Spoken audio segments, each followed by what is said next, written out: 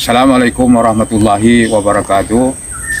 Hari ini adalah bersama-sama dengan beberapa orang penuntut-penuntut dari sekolah menengah Teluk Mas Melaka ingin menelusuri sejarah-sejarah Sungai Kesang.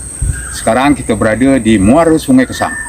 Kalau tuan-tuan kelihatan, di sana itu adalah Selat Melaka. Ini adalah muara Sungai Kesang. Jadi Sungai Kesang ini dia mempunyai sejarah-sejarah dan misteri-misterinya yang tersendiri.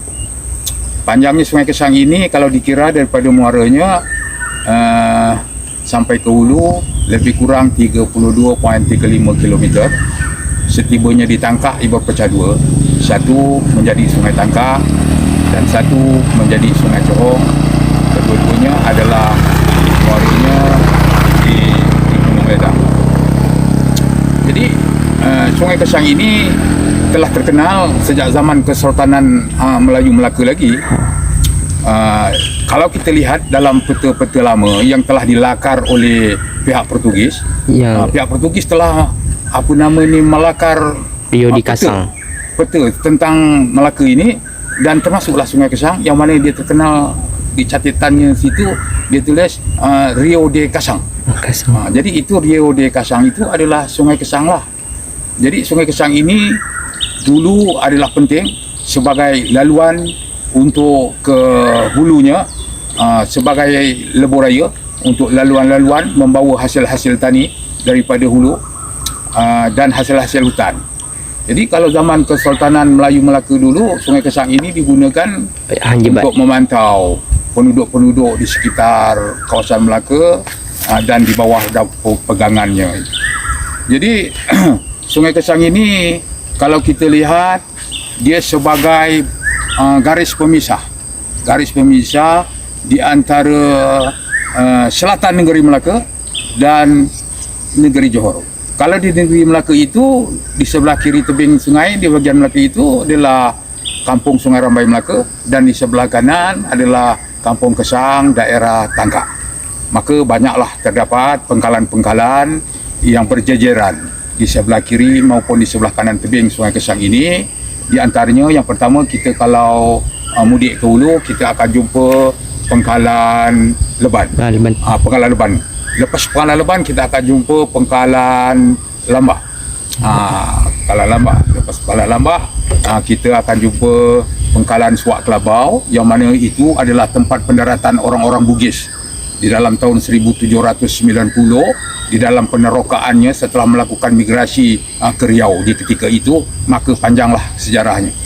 Jadi lepas itu kita akan jumpa pengkalan Padang Layar, dan seterusnya kita pergi ke Tanjung Bangsal. Tanjung Bangsal, lepas tu Tanjung Gelugor. Lepas Tanjung Gelugor kita akan jumpa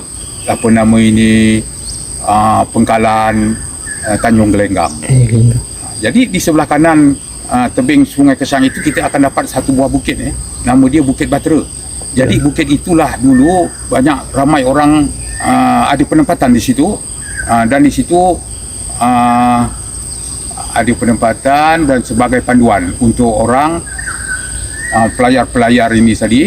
Dia kalau berlayar apabila diserang oleh angin monsun yang ganas, maka kapal-kapal dagang akan memudiki Sungai Kesang dan dia akan berkumpul di satu pengkalan bernama pengkalan Tanjung Gelenggang.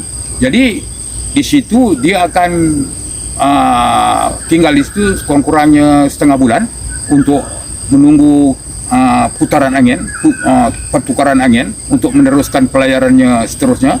Setelah angin monsun reda, maka mereka mengadakan aktiviti pertukaran barang. Itu sistem barter, tukar barang.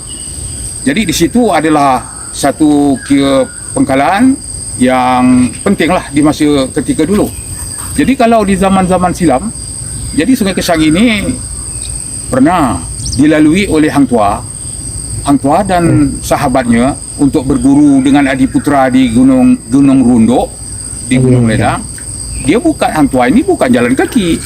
Hang Tuah ini dia menggunakan perahu memudik di Sungai Kesang, dan setibanya di Tangkak, dia pergi ke hulu lagi, maka dia jalan kaki sikit terus naik ke Gunung Ledang.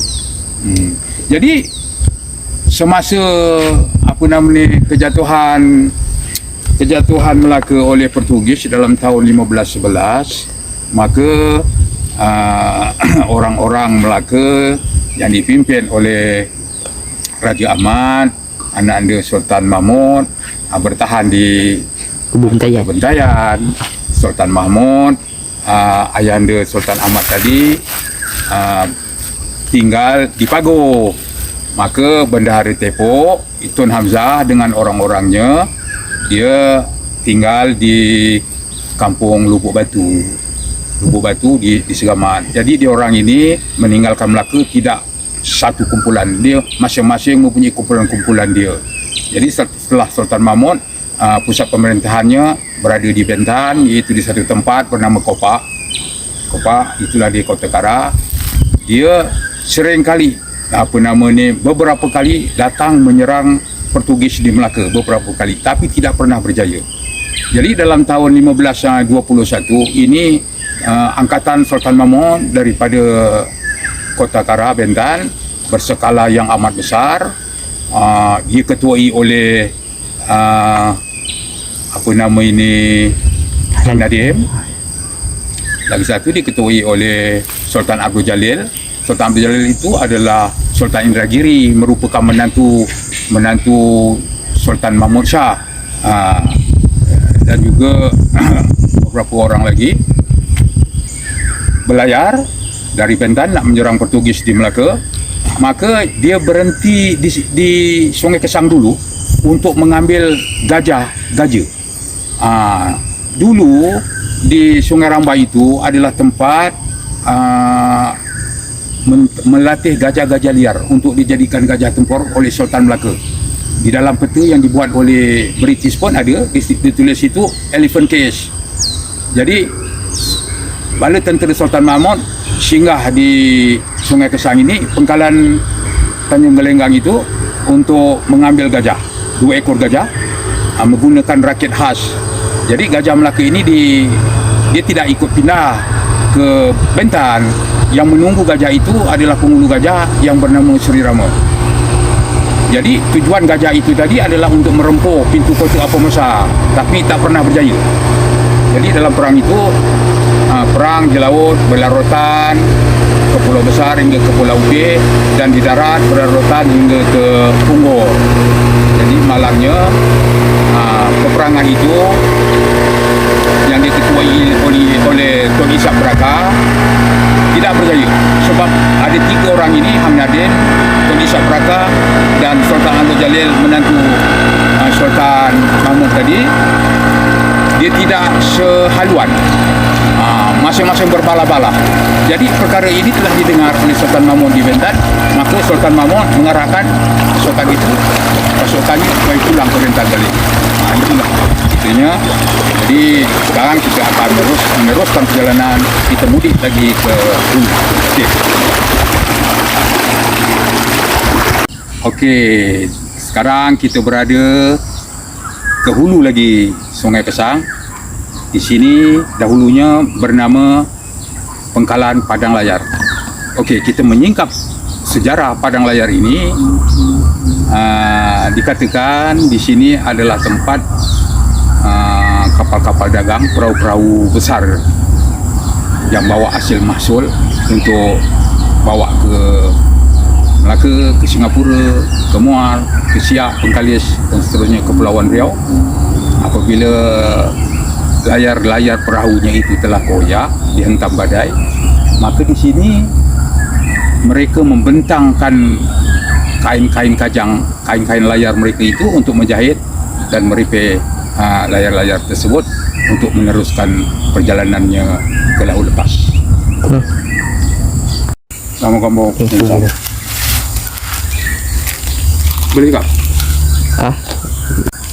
Oke, di sini di tepi Sungai Kesang kita akan dapati banyak makam-makam lama yang bertebaran di sini, menunjukkan kawasan ini telah didiami oleh manusia beratus-ratus tahun yang dulu, tahun lama.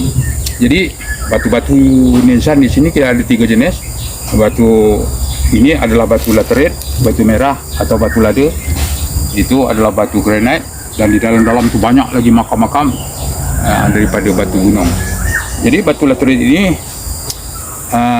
kadang-kadang di dalam semak itu kita akan jumpa batu-batu yang berbentuk niansan seperti buah belembek, mempunyai 8 segi, sebagaimana yang terdapat di Kampung Johong dan Kampung Cincin.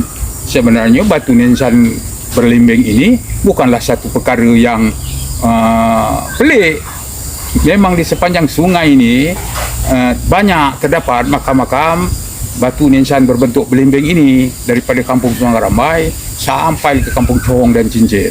Jadi generasi yang sekarang bila dia melihat benda-benda yang pelik itu, mendakwa berbagai-bagai cerita yang tanpa mempunyai fakta dan sanadnya, mengatakan lang buana le, hang tua le, cerita yang tidak mempunyai fakta. Sebenarnya batu niansan belembeng ini adalah memang banyak terdapat di sepanjang Sungai Kesang ini. Yang dia tahu itulah sedikit satu kelompok di Johong itu, sedangkan dia tidak bergerak ke mana-mana. Kalau ditelusuri sepanjang Sungai Kesang ini, kita akan berjumpa beribu-ribu batu niansan batu belembeng. Tidak ada heran, tidak ada peliknya. Memang perkara biasa orang-orang Minangkabau membina batu niansan berbentuk batu belembeng 8 segi itu.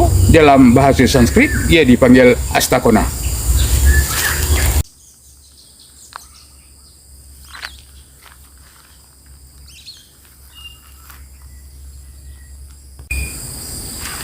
Sekarang kita berada di pengkalan Tanjung Gelugor.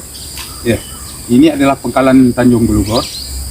Dahulu ini adalah pengkalan yang besar, dan sini satu penempatan orang-orang Bugis yang ramai. Jadi ini di belakang saya ini adalah makam Panglima Laji bin Tok Kesang. Panglima Laji ini adalah anak dia kepada Tok Kesang atau Daim Moen atau Tok Lahir yang membuka Kampung Kesang Tasik di sekitar dalam tahun 1790 setelah berhijrah daripada Riau setelah kekalahan Bugis di Perang Teluk Ketapang dalam tahun 1784 dahulu. Jadi cerita dengan Panglima Laji ini, Panglima Laji adalah adik-beradiknya iaitu Laji, Lajis dan Perak. Kalau kita telusuri, Laji ini dia sebagai Tuan Imam Besar, Pawang Diraja dan juga Pengulu di zaman Sultan Ali Iskandar Shah yang memerintahkan jajahan Kesang dalam tahun 1855 hingga tahun 1877. Jadi setelah pihak British telah membuat jalan bertar di luar, maka dengan sendirinya penduduk-penduduk di sini telah berpindah keluar. Di sana terdapat prasarana yang lebih menyenangkan, maka di sini sudah lengang dan terabai begitu saja. Berada di kaki Bukit Batera. Okey, dulu Bukit Batera ini adalah tempat penempatan ramai orang-orang bermastautin di sini. Dan apabila kapal-kapal, perahu-perahu besar yang singgah di pengkalan dan pelabuhan Tanjung Gelenggang, dia akan datang ke sini untuk mengambil kayu api dan air-air tawar untuk keperluan mereka meneruskan pelayaran di Selat Melaka dan seterusnya ke destinasi-destinasi yang saya sebutkan sebelum ini. Sekarang kita berada di Tanjung Gelenggang. Kalau kita telusuri tentang sejarah Sungai Kesang ini, kita akan jumpa satu pengkalan dinamakan Pengkalan Tanjung Gelenggang. Pihak Portugis telah melakat peta yang saya cakapkan tadi. Di dalam peta itu dia menulis tunjuk arah Rio de Kasang. Rio de Kasang itu adalah Sungai Kesang. Dan kalau kita telusuri lagi, kita akan lihat dalam peta itu di tepi Sungai Kesang, di sebelah kanan tebing Sungai Kesang di dalam Perintah Johor, seperti kawasan lapang dataran yang luas. Jadi itulah dia ini Pangkalan Tanjung Gelenggang. Pangkalan Tanjung Gelenggang ini di satu ketika dulu amat penting di dalam abad yang ke-17, tempat kapal-kapal dagang berkumpul di sini untuk mengelak dari serangan angin monsun yang ganas dan berlabuh di sini, maka melakukan aktiviti pertukaran barang, barter trade. Jadi sebelum daripada itu, pangkalan ini juga telah digunakan oleh orang-orang di zaman Kesultanan Melayu Melaka yang saya terangkan di awal tadi, semasa bala tentera Sultan Mahmud Shah I untuk menyerang balas Portugis di Melaka, maka bala tentera itu singgah di sini untuk mengambil 2 ekor gajah tempur Sultan Mansur Shah yang dibela di Bukit Gandung di kampung Sungai Rambai. Di situ Portugis pun tidak tahu di situ terdapatnya kandang gajah diraja yang dijaga oleh penghulu gajah bernama Sri Rama. Jadi tujuan mengambil 2 ekor gajah itu, gajah sultan itu yang bernama Belida Mesai dan Jinati, untuk merempuh kota Apa Masa dalam penyerangan besar-besaran Sultan Mahmud daripada Riau dalam tahun 1521 yang dipimpin oleh Tun Ishak Brakah, Laksmana Hang Nadib, dan menantu Sultan Mahmud Shah I iaitu Sultan Abdul Jalil, Sultan Indragiri. Tetapi dalam peperangan itu tidak berjaya kerana ketiga-tiga kepala perang ini tidak sehaluan, maka diarahkan oleh Sultan Mahmud balik semula ke Betan. Jadi di sini kita dah tahu bahawa Tun Ishak Brakah itu dengan Sultan Mahmud Shah I itu bukan orang lain, dia berpangkat 3 pupu kerana moyangnya adik-beradik. Tun Ishak Brakah itu datuknya adalah Bendahara Tepo. Bendahara Tepo itu nama batang tubuhnya adalah Tun Hamzah yang makamnya berada di Kampung Lubuk Batu di Segamat. Jadi ayahanda kepada Tun Hamzah, Bendahara Tepo itu adalah Bendahara Tun Perak. Manakala di sebelah Sultan Mahmud Shah pula, Sultan Mahmud Shah I itu ayahandanya bernama Marhum Pago. Riat Shah I Marhum Pago itu ayahandanya Sultan Mansur. Maka Sultan Mansur ayahandanya bernama Sultan Muzaffar. Sultan Muzaffar itu nama batang tubuhnya adalah Raja Kasim.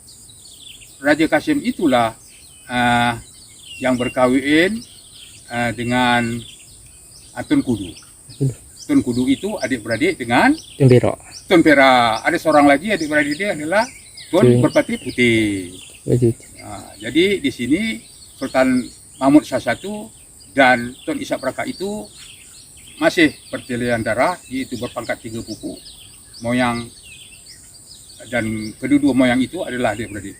Dan pada hari ini ekspedisi kita hari ini telah tamat, hari pun sudah tinggi, maka kita boleh beredar dan pulang. Terima kasih.